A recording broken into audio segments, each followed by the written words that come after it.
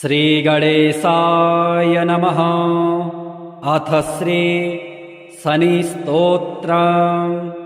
ॐ शनैश्चरः स्वधाकारे छायाभूसूर्यनन्दनः मार्तण्डजो यमः सौरिः पङ्गुश्च ग्रहनायकः। ब्रह्मण्यो क्रूरधर्मज्ञो नीलवर्णोऽञ्जनाद्युतिः।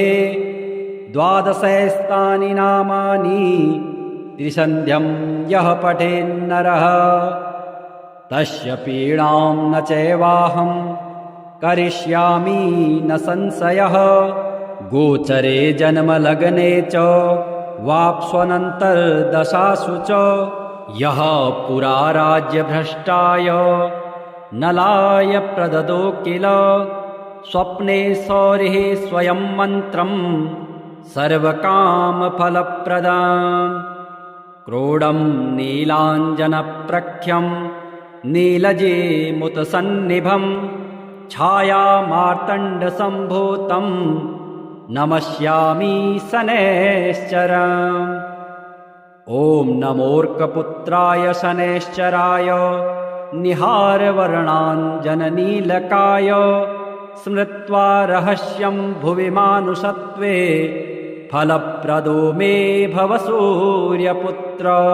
नमोऽस्तु प्रेतराजाय कृष्णवर्णाय ते नमः। शनैश्चराय क्रूराय सिद्धिबुद्धिप्रदायिने य एभिर्नामभिः स्तौति तस्य तुष्टो भवाम्यहम्।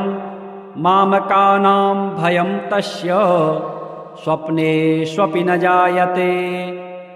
गार्गेय कौशिकस्यापि पिप्पलादो महामुनिः शनैश्चरकृता पीडा न भवति कदाचन।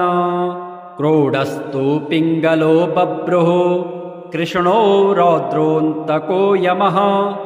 सौरिः शनैश्चरो मन्दः पिप्पलादेन संयुतः। एतानि शनिनामानि प्रातरुत्थाय यः पठेत् तस्य सौरेः कृता पीडा न भवति कदाचन। ध्वजनी धामिनी चैव कंकाले कलहप्रिया कलही कंटकी चापि अजा महिषी तुरंगमा। नामानि शनिभार्याया नित्यं जपति यः पुमान् तस्य दुःखा विनश्यन्ति सुखसौभाग्यं वर्धते। श्रीगणेशाय नमः। अथ श्री राहुस्तोत्रम्। नमस्ते दैत्यरूपाय देवारिं प्रणमाम्यहम्। नमस्ते सर्वभक्ष्याय घोररूपाय वै नमः। त्वं ब्रह्मा वरुणो देवस्त्वं विष्णुस्त्वं हरिः शिवः। मर्त्यलोके भवान् प्रीतः संसार जनतारकः। कूटपर्वतदुर्गाणि नगराणि पुराणि च यस्य क्रोधवशात् भस्मी भवन्ति क्षणमात्रकम्। धूम्रवर्णो भवान् राहु रक्ताक्षः पिङ्गलोपमः। क्रूरग्रहस्तथा भीमो यमरूपो महाबलः। यस्य स्थाने पञ्चमेऽपि षष्ठे चैव तृतीयके दशमेकादशे चैव तस्य श्रेयः करोत्यलम्। अन्नं खड्गं च यद्दत्तं राहवे सुफलप्रदं। पृथिव्यां ब्रह्मपीडां च गोपीडां तन्निवारयेत्। कृमिकीटपतङ्गेषु चरन्तं सचराचरं। गोदानं भूमिदानं च यन्नं वस्त्रं च दापयेत्। सौवर्णरूप्यदानं च कन्यादानं च तत्क्षणात् एतद्दानं च सम्पूर्णं राहुमोक्षकरं नृणाम् अस्य स्तोत्रस्य महात्म्यात् राहुपीडा विनश्यते रक्ताक्षो धूम्रवर्णाभो विजितारिर्महाबलः अबाहुश्चान्तरिक्षस्थ स राहुः प्रियतां मम। श्रीकेतुस्तोत्रम्। गौतम उवाच मुनीन्द्रसूततत्त्वज्ञ सर्वशास्त्रविशारद सर्वरोगहरं ब्रूहि केतुः स्तोत्रमुत्तमम्। सूत उवाच शृणु गौतम वक्ष्यामि स्तोत्रमेतदनुत्तमम् गुह्यतमं केतोः ब्राह्मणा कीर्तितं पुरा। आद्यः करालवदनो द्वितीयो रक्तलोचनः तृतीयः पिङ्गलाक्षश्च चतुर्थो ज्ञानदायकः पञ्चमः कपिलाक्षश्च षष्ठः कालाग्निसन्निभः सप्तमो हिमगर्भश्च धूम्रवर्णोऽष्टमस्तथा नवमः कृतकण्ठश्च दशमः नरपीठगः एकादशस्तु श्रीकण्ठः द्वादशस्तु गदायुधः द्वादशस्ते महाक्रूरः सर्वोपद्रवकारकः पर्वकाले पीडयन्ते दिवाकरनिशाकरो। नाम द्वादशकं स्तोत्रं केतोरेतन्महात्मनः पठन्ति येन्वहं भक्त्या तेभ्यः केतुः प्रसीदते। कुलुक्थधान्ये विलिख्येत षट्कोणं मण्डलं शुभं पद्ममष्टदलं तत्र विलिख्येच्च विधानतः। नीलं घटं च संस्थाप्य दिवाकरनिशाकरौ केतुं च तत्र निक्षिप्य पूजयित्वा विधानतः। स्तोत्रमेतत् पठित्वा च ध्यायन् केतुं वरप्रदं ब्राह्मणं क्षोत्रियं शान्तं पूजयित्वा कुटुम्बिनम्। केतुः करालवक्त्रस्य प्रतिमां वस्त्रसंयुतां कुम्भादिभिश्च संयुक्तां चित्रातारे प्रदापयेत्। दानेनानेन सुप्रीतः केतुः स्यात् तस्य सौख्यदः वत्सरं प्रयता भूत्वा पूजयित्वा विधानतः। मूलमष्टोत्तरशतं ये जपयन्ते नरोत्तमः तेषां केतुप्रसादेन न कदाचित् भयं भवेत्।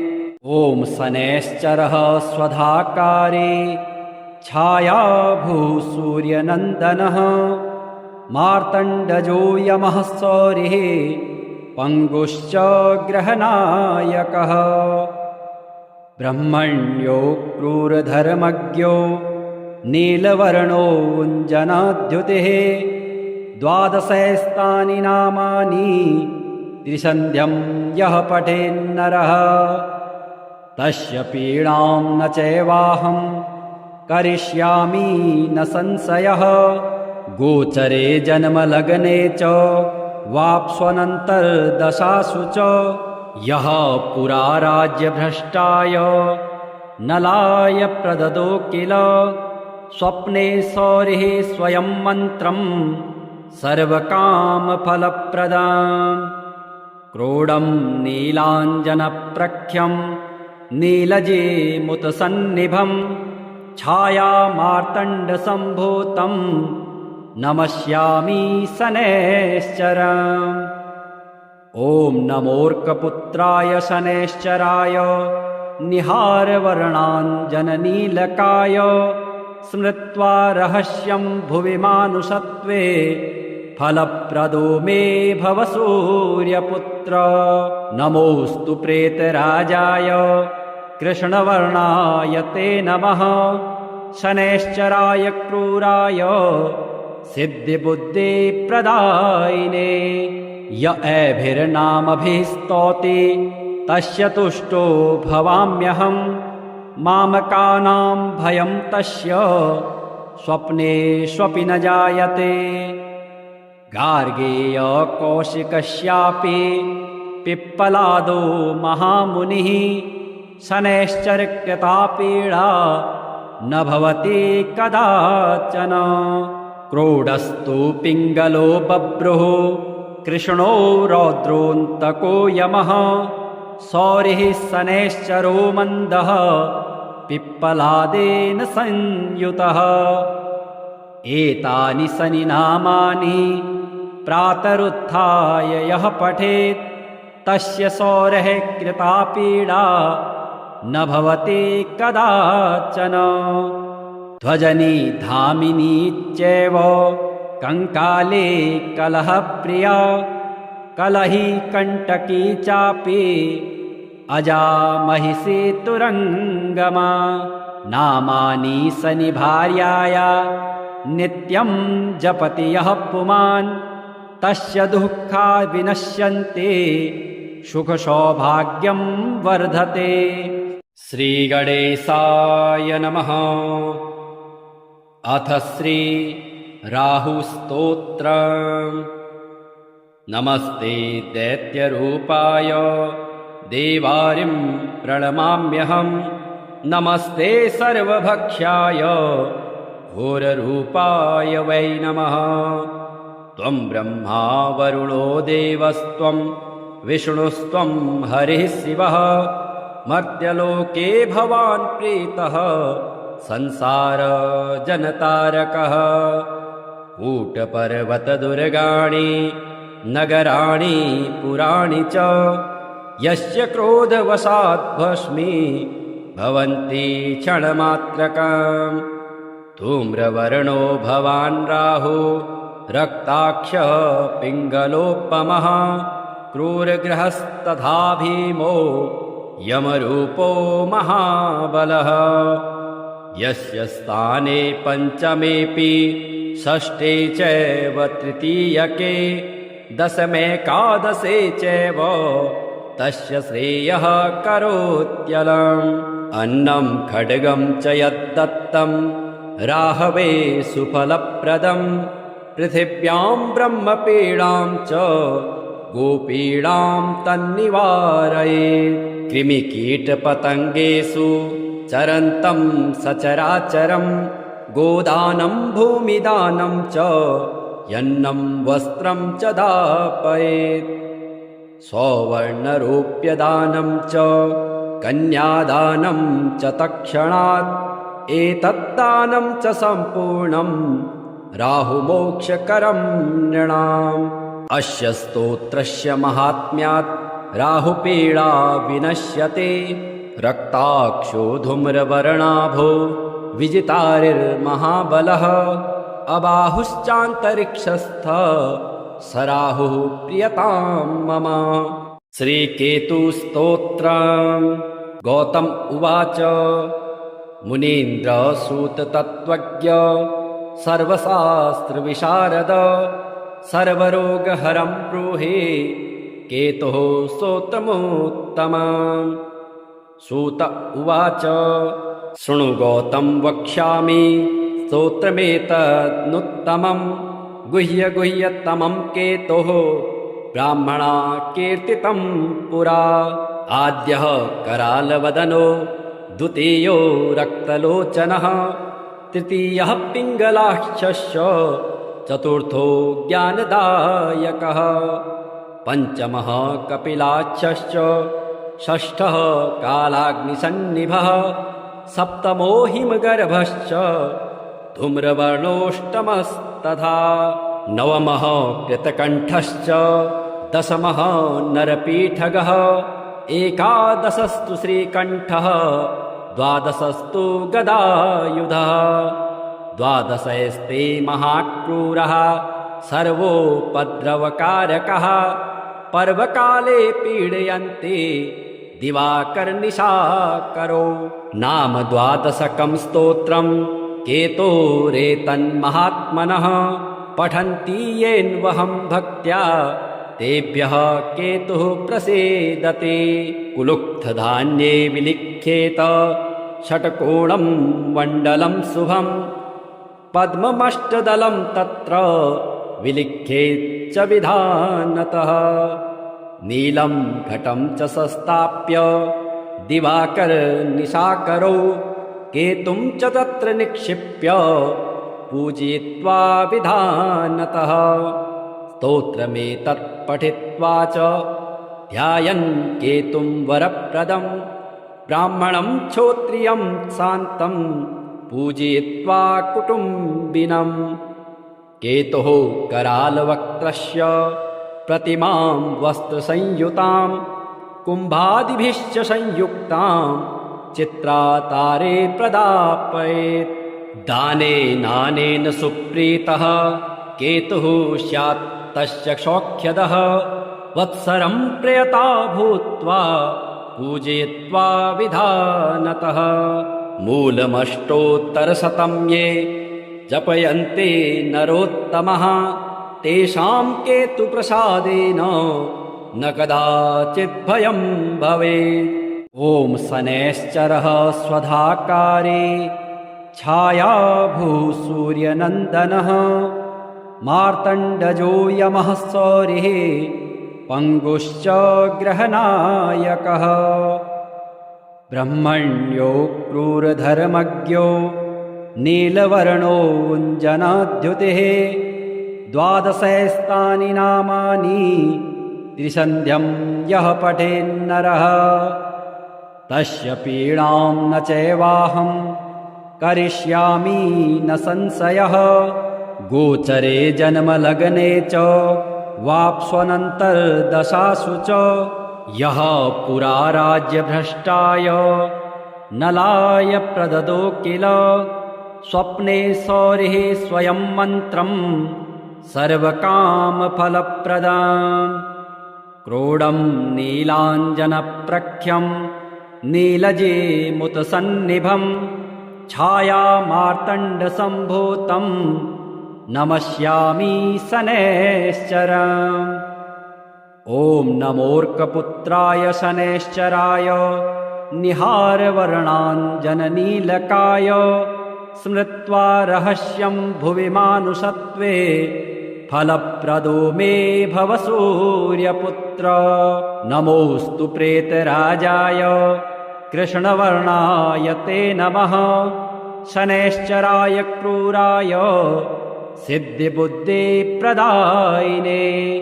य एभिर्नामभिः स्तौति तस्य तुष्टो भवाम्यहम् मामकानां भयं तस्य स्वप्नेष्वपि न जायते। गार्गेय कौशिकस्यापि पिप्पलादो महामुनिः शनैश्चरकृता पीडा न भवति कदाचन। क्रोडस्तु पिङ्गलो बभ्रुः कृष्णो रौद्रोऽन्तको यमः सौरिः शनैश्चरो मन्दः पिप्पलादेन संयुतः।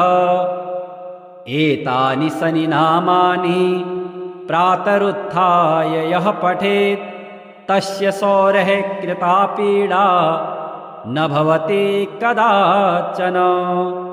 ध्वजनी धामिनी चैव कंकाले कलहप्रिया कलही कंटकी चापि अजा महिषी तुरंगमा। नामानि शनिभार्याया नित्यं जपति यः पुमान् तस्य दुःखा विनश्यन्ते सुखसौभाग्यं वर्धते। श्रीगणेशाय नमः। अथ श्री राहुस्तोत्रम्। नमस्ते दैत्यरूपाय देवारिं प्रणमाम्यहम्। नमस्ते सर्वभक्ष्याय घोररूपाय वै नमः। त्वं ब्रह्मा वरुणो देवस्त्वं विष्णुस्त्वं हरिः शिवः। मर्त्यलोके भवान् प्रीतः संसार जनतारकः। कूटपर्वतदुर्गाणि नगराणि पुराणि च यस्य क्रोधवशात् भस्मी भवन्ति क्षणमात्रकम्।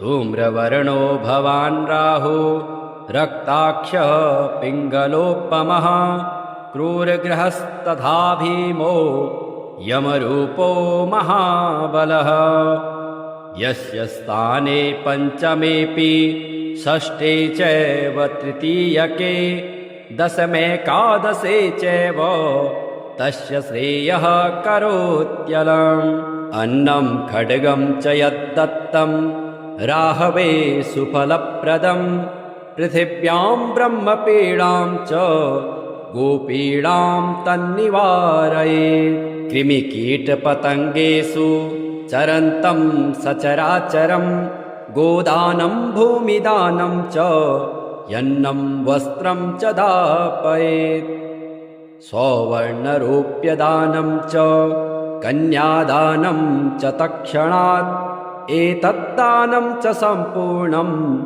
राहुमोक्षकरं नृणाम् अस्य स्तोत्रस्य महात्म्यात् राहुपीडा विनश्यते रक्ताक्षो धूम्रवर्णाभो विजितारिर्महाबलः अबाहुश्चान्तरिक्षस्थ स राहुः प्रियतां मम। श्रीकेतुस्तोत्रम्। गौतम उवाच मुनीन्द्रसूततत्त्वज्ञ सर्वशास्त्रविशारद सर्वरोगहरं ब्रूहि केतुः स्तोत्रमुत्तमम्। सूत उवाच शृणु गौतम वक्ष्यामि स्तोत्रमेतदनुत्तमं गुह्यतमं केतोः ब्राह्मणा कीर्तितं पुरा। आद्यः करालवदनो द्वितीयो रक्तलोचनः तृतीयः पिङ्गलाक्षश्च चतुर्थो ज्ञानदायकः पञ्चमः कपिलाक्षश्च षष्ठः कालाग्निसन्निभः सप्तमो हिमगर्भश्च धूम्रवर्णोऽष्टमस्तथा नवमः कृतकण्ठश्च दशमः नरपीठगः एकादशस्तु श्रीकण्ठः द्वादशस्तु गदायुधः द्वादशस्ते महाक्रूरः सर्वोपद्रवकारकः पर्वकाले पीडयन्ति दिवाकरनिशाकरो। नाम द्वादशकं स्तोत्रं केतोरेतन्महात्मनः पठन्ति येन्वहं भक्त्या तेभ्यः केतुः प्रसीदते। कुलुक्थधान्ये विलिख्येत षट्कोणं मण्डलं शुभं पद्ममष्टदलं तत्र विलिख्येच्च विधानतः। नीलं घटं च संस्थाप्य दिवाकरनिशाकरौ केतुं च तत्र निक्षिप्य पूजयित्वा विधानतः। स्तोत्रमेतत् पठित्वा च ध्यायन् केतुं वरप्रदं ब्राह्मणं क्षोत्रियं शान्तं पूजयित्वा कुटुम्बिनम्। केतुः करालवक्त्रस्य प्रतिमां वस्त्रसंयुतां कुम्भादिभिश्च संयुक्तां चित्रातारे प्रदापयेत्। दानेनानेन सुप्रीतः केतुः स्यात् तस्य सौख्यदः वत्सरं प्रयता भूत्वा पूजयित्वा विधानतः। मूलमष्टोत्तरशतं ये जपयन्ते नरोत्तमः तेषां केतुप्रसादेन न कदाचित् भयं भवेत्। ॐ शनैश्चरः स्वधाकारे छायाभूसूर्यनन्दनः मार्तण्डजो यमः सौरिः पङ्गुश्च ग्रहनायकः ब्रह्मण्यो क्रूरधर्मज्ञो नीलवर्णोऽञ्जनाद्युतिः द्वादशैस्तानि नामानि त्रिसन्ध्यं यः पठेन्नरः तस्य पीडां न चैवाहं करिष्यामि न संशयः।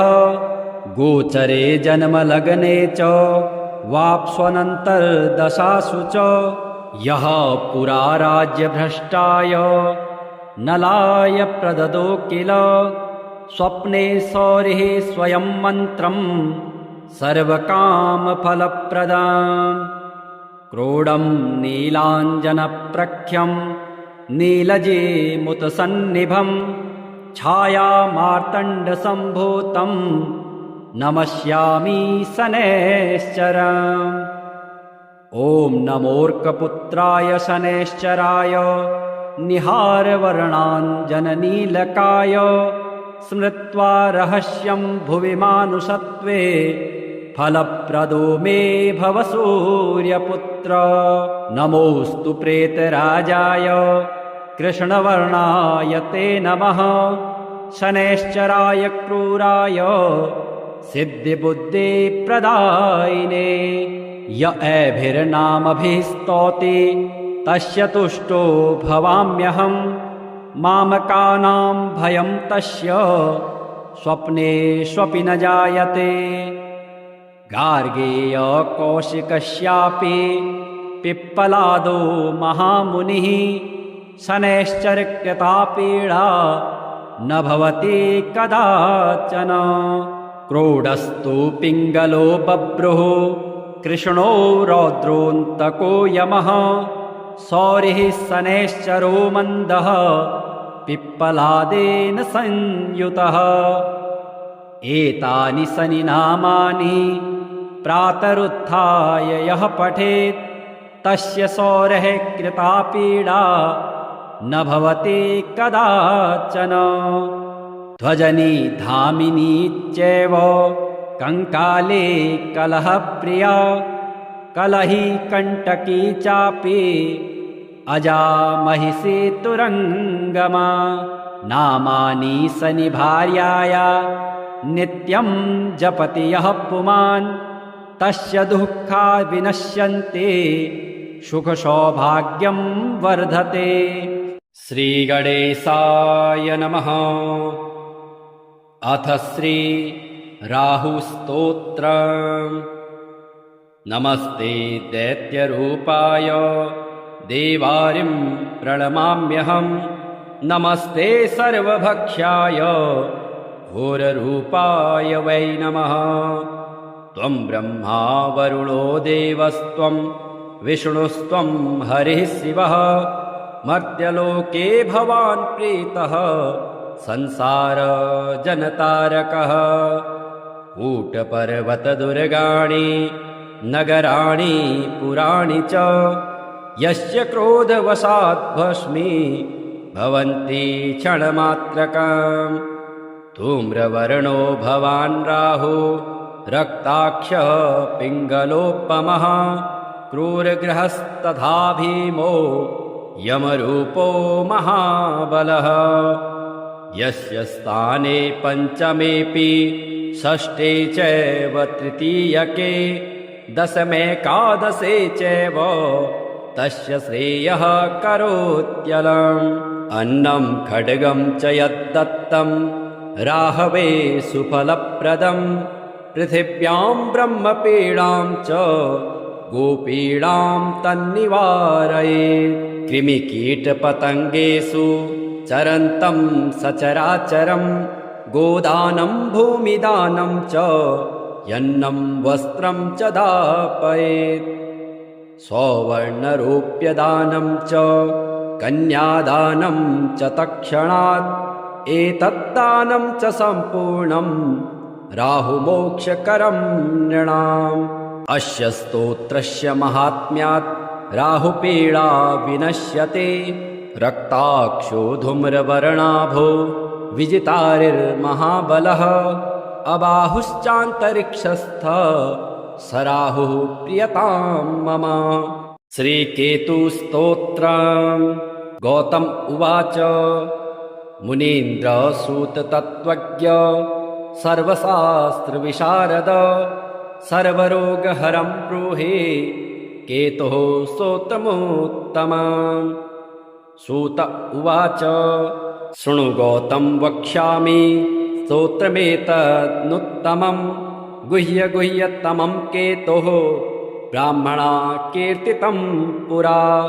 आद्यः करालवदनो द्वितीयो रक्तलोचनः तृतीयः पिङ्गलाक्षस्य चतुर्थो ज्ञानदायकः पञ्चमः कपिलाक्षश्च षष्ठः कालाग्निसन्निभः सप्तमो हिमगर्भश्च धूम्रवर्णोष्टमस्तथा नवमः कृतकण्ठश्च दशमः नरपीठगः एकादशस्तु श्रीकण्ठः द्वादशस्तु गदायुधः द्वादशैस्ते महाक्रूरः सर्वोपद्रवकारकः पर्वकाले पीडयन्ते दिवाकरनिशाकरो नाम द्वादशकं स्तोत्रं केतोरेतन्महात्मनः पठन्ति येन्वहं भक्त्या तेभ्यः केतुः प्रसीदते कुलुक्थधान्ये विलिख्येत षट्कोणं मण्डलं शुभं पद्ममष्टदलं तत्र विलिख्येच्च विधानतः नीलं घटं च संस्थाप्य दिवाकरनिशाकरौ केतुं च तत्र निक्षिप्य पूजयित्वा विधानतः स्तोत्रमेतत् पठित्वा च ध्यायन् केतुं वरप्रदं ब्राह्मणं क्षोत्रियं शान्तं पूजयित्वा कुटुम्बिनं केतुः करालवक्त्रस्य प्रतिमां वस्त्रसंयुतां कुम्भादिभिश्च संयुक्तां चित्रातारे प्रदापयेत् दानेनानेन सुप्रीतः केतुः स्यात् तस्य सौख्यदः वत्सरं प्रयता भूत्वा पूजयित्वा विधानतः मूलमष्टोत्तरशतं ये जपयन्ते नरोत्तमः तेषां केतुप्रसादेन न कदाचित् भयं भवेत् ॐ शनैश्चरः स्वधाकारे छायाभूसूर्यनन्दनः मार्तण्डजो यमः सौरिः पङ्गुश्च ग्रहनायकः ब्रह्मण्यो क्रूरधर्मज्ञो नीलवर्णोऽञ्जनाद्युतिः द्वादशैस्तानि नामानि त्रिसन्ध्यं यः पठेन्नरः तस्य पीडां न चैवाहं करिष्यामि न संशयः गोचरे जन्मलग्ने च वाप्स्वनन्तर्दशासु च यः पुरा राज्यभ्रष्टाय नलाय प्रददो किल स्वप्ने सौरिः स्वयं मन्त्रं सर्वकामफलप्रदाम् क्रोडं नीलाञ्जनप्रख्यं नीलजेमुतसन्निभं छायामार्तण्डसम्भूतं नमस्यामि शनैश्चरम् ॐ नमोऽर्कपुत्राय शनैश्चराय निहारवर्णाञ्जननीलकाय स्मृत्वा रहस्यं भुवि मानुषत्वे फलप्रदो मे भव सूर्यपुत्र नमोऽस्तु प्रेतराजाय कृष्णवर्णाय ते नमः शनैश्चराय क्रूराय सिद्धिबुद्धिप्रदायिने य एभिर्नामभिः स्तौति तस्य तुष्टो भवाम्यहम् मामकानां भयं तस्य स्वप्नेष्वपि न जायते गार्गेय कौशिकस्यापि पिप्पलादो महामुनिः शनैश्चरकृता पीडा न भवति कदाचन क्रोडस्तु पिङ्गलो बभ्रुः कृष्णो रौद्रोऽन्तको यमः सौरिः शनैश्चरो मन्दः पिप्पलादेन संयुतः एतानि शनिनामानि प्रातरुत्थाय यः पठेत् तस्य सौरः कृता पीडा न भवति कदाचन ध्वजनी धामिनी चैव कंकाले कलहप्रिया कलही कंटकी चापि अजा महिषी तुरंगमा नामानि सनि भार्याया नित्यं जपति यः पुमान् तस्य दुःखा विनश्यन्ते सुखसौभाग्यं वर्धते। श्रीगणेशाय नमः। अथ श्री राहुस्तोत्रम्। नमस्ते दैत्यरूपाय देवारिं प्रणमाम्यहम्। नमस्ते सर्वभक्ष्याय घोररूपाय वै नमः। त्वं ब्रह्मा वरुणो देवस्त्वं विष्णुस्त्वं हरिः शिवः। मर्त्यलोके भवान् प्रीतः संसारजनतारकः। कूटपर्वतदुर्गाणि नगराणि पुराणि च यस्य क्रोधवशात् भस्मी भवन्ति क्षणमात्रकम्। धूम्रवर्णो भवान् राहु रक्ताक्षः पिङ्गलोपमः। क्रूरग्रहस्तथा भीमो यमरूपो महाबलः। यस्य स्थाने पञ्चमेऽपि षष्ठे चैव तृतीयके दशमेकादशे चैव तस्य श्रेयः करोत्यलम्। अन्नं खड्गं च यद्दत्तं राहवे सुफलप्रदम्। पृथिव्यां ब्रह्मपीडां च गोपीडां तन्निवारयेत्। कृमिकीटपतङ्गेषु चरन्तं सचराचरं। गोदानं भूमिदानं च यन्नं वस्त्रं च दापयेत्। सौवर्णरूप्यदानं च कन्यादानं च तत्क्षणात्। एतद्दानं च सम्पूर्णं राहुमोक्षकरं नृणाम्। अस्य स्तोत्रस्य महात्म्यात् राहुपीडा विनश्यते। रक्ताक्षो धूम्रवर्णाभो विजितारिर्महाबलः। अबाहुश्चान्तरिक्षस्थ स राहुः प्रियतां मम। श्रीकेतुस्तोत्रम्।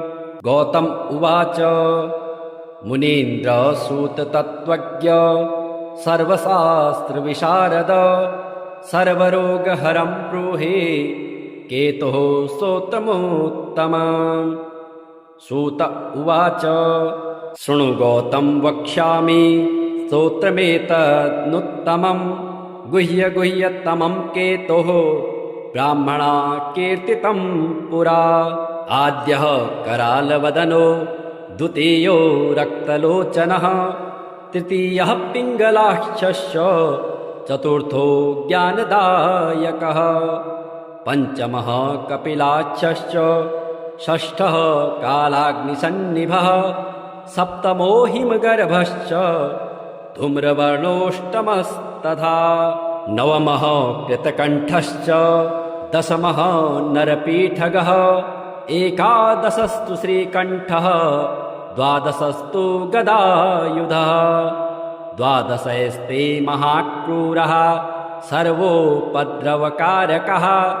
पर्वकाले पीडयन्ते दिवाकरनिशाकरो। नाम द्वादशकं स्तोत्रं केतोरेतन्महात्मनः।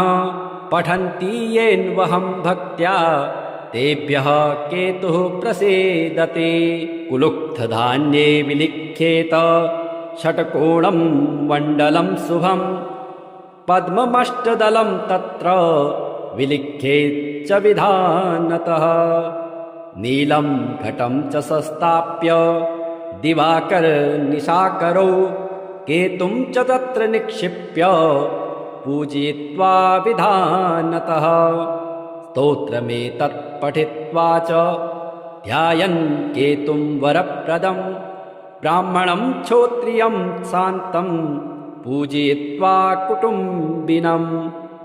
केतुः करालवक्त्रस्य प्रतिमां वस्त्रसंयुतां कुम्भादिभिश्च संयुक्तां चित्रातारे प्रदापयेत्। दानेनानेन सुप्रीतः केतुः स्यात् तस्य सौख्यदः। वत्सरं प्रयता भूत्वा पूजयित्वा विधानतः। मूलमष्टोत्तरशतं ये जपयन्ते नरोत्तमः तेषां केतुप्रसादेन न कदाचित् भयं भवेत्।